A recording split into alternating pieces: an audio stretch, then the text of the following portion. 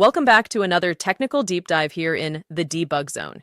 Today, we're tackling a big question and breaking it down with insights from other users. Hopefully, this clears up some misconceptions and helps you get the answer you need. So buckle up, stay a little curious, and let's jump right in.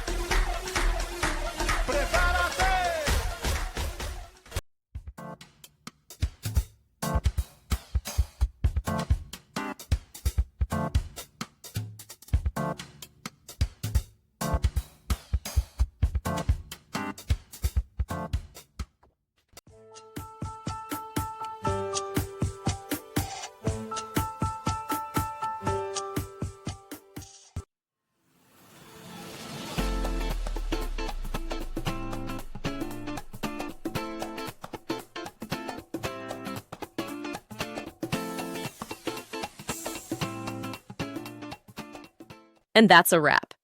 I hope you found the answer you were looking for. If you did, take a second to hit that subscribe button. It really helps out. And let me know in the comments which solution worked best for you. See you next time in the debug zone.